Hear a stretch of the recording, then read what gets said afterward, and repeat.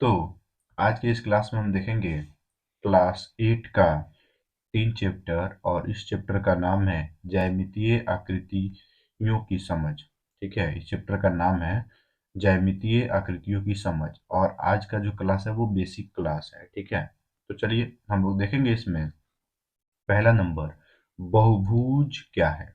ठीक है, या फिर बहुभुज किसको कहेंगे। तो डिफिनेशन लिखेंगे, रेखाखंडों की सहायता से बनी बंद एवं सरल आकृति को बहुभुज कहा जाता है। ठीक है, यानी कि बहुत सारे रेखाखंडों से, जैसे मान लीजिए यह रेखाखंड है, फिर यहाँ से, ठीक है, फिर ये रेखाखंड, इससे यानी कि बंद आकृति को, जो आकृति जो बंद हो जाती है उसी को हम कहते हैं बहुभुज। ठीक है, तो यहाँ पे बोलो जो सरल आकृतियां हो, सरल मतलब जो सीधी लाइन हो, जैसे सीधा, ऐसे सीधा सीधा लाइन हो, उसको हम कहेंगे बहुभुज। यानी कि बोला गया डिफिनेशन, रेखाखंडों की सहायता से बनी बंद एवं सरल आकृति को बहुभुज कहा जाता है या फिर कहलाती है। ठीक है, चलिए अब हम लोग बढ़ेंगे आगे विकर्ण में। ठीक है, विकर्ण किसको कहेंगे, चलिए देखते हैं।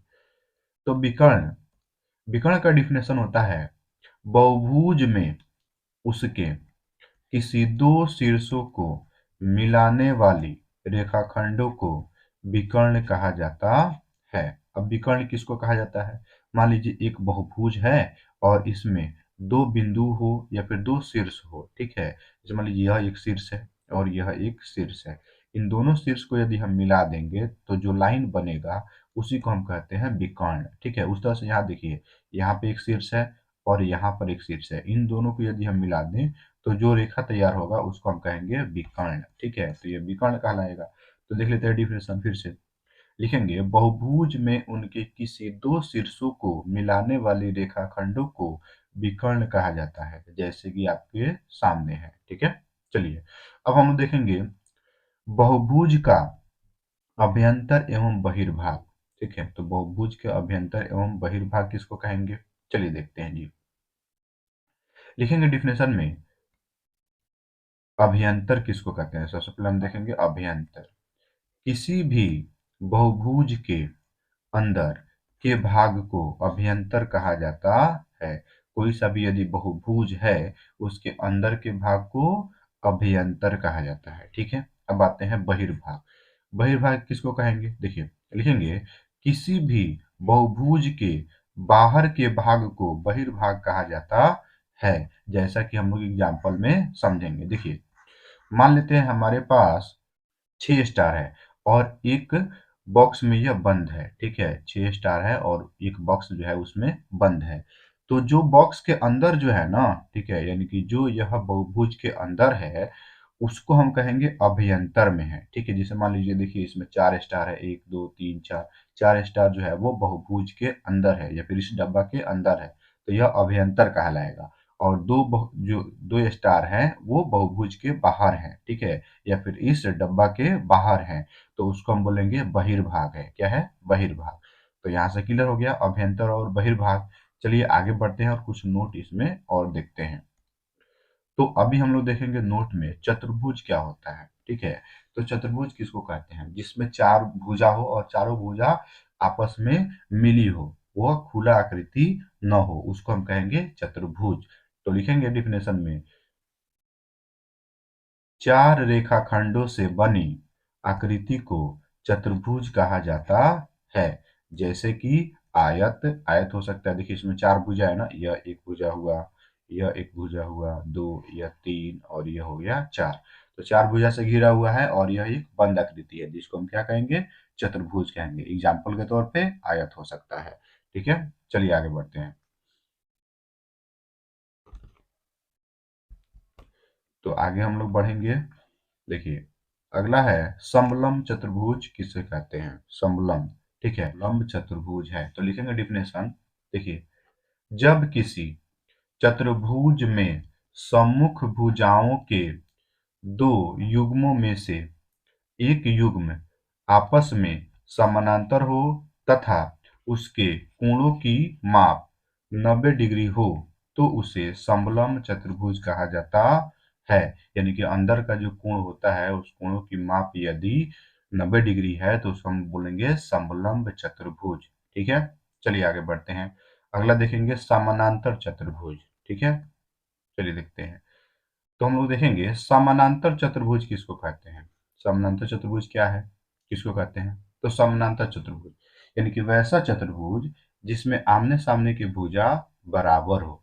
आमने सामने की भुजा क्या हो, बराबर हो। तो लिखेंगे डिफिनेशन, वैसा चतुर्भुज जिसकी आमने सामने की भुजा समानांतर हो तो उसे समानांतर चतुर्भुज कहा जाता है।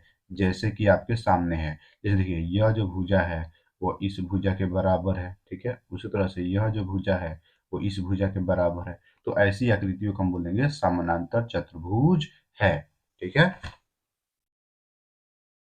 चलिए आगे बढ़ते हैं। आगे हम लोग देखेंगे सम चतुर्भुज, ठीक है। तो सम चतुर्भुज देखेंगे जी, चलिए। समचतुर्भुज किसे कहते हैं, ठीक है।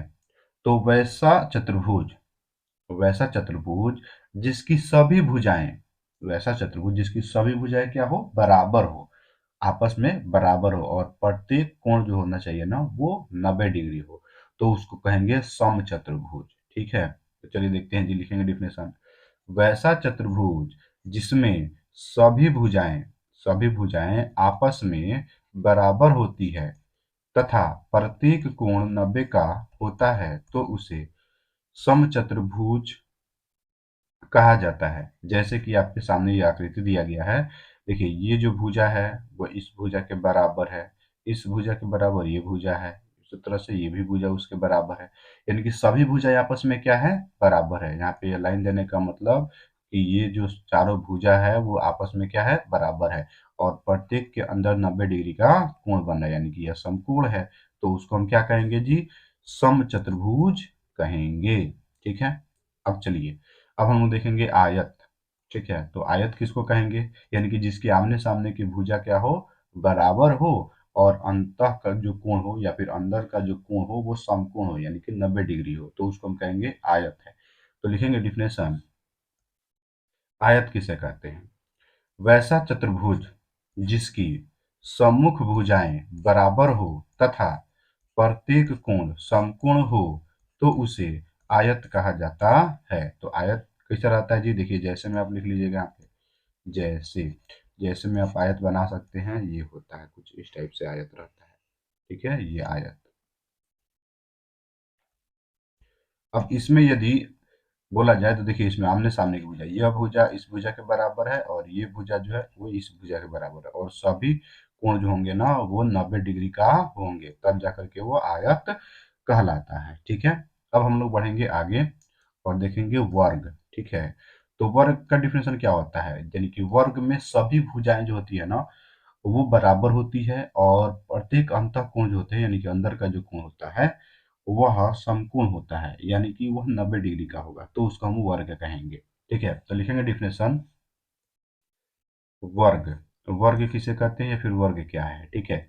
ऐसा चतुर्भुज जिसकी चारों भुजाएं बराबर बराबर हो तथा प्रत्येक कोण समकोण हो तो उसे वर्ग कहा जाता है। कहने का मतलब कि चारों भुजा बराबर तो हो लेकिन अंदर का जो कोण है वो 90 डिग्री होना चाहिए। समकोण का जब भी बात होता है तो समझ लीजिएगा कि 90 डिग्री का बात हो रहा है, ठीक है। तो जैसे में हम लोग देखेंगे एक वर्ग ले लेते हैं, चलिए। इसमें जो है ना सभी भुजाएं आपस में बराबर हो गई, देखिए ये भुजा इस भुजा के बराबर हो गई, ये भुजा इस भुजा के बराबर हो गई, और यहाँ पे बनेगा 90 डिग्री का कोण, ठीक है। ये सभी जगह 90-90 डिग्री का कोण बनेगा, तो उसको हम क्या कहेंगे, वर्ग कहेंगे, ठीक है। तो यह वर्ग का डिफिनेशन खत्म हुआ। तो आज के लिए इतना ही, मिलते हैं अगले क्लास में, तब तक के लिए जय हिंद, वंदे मातरम।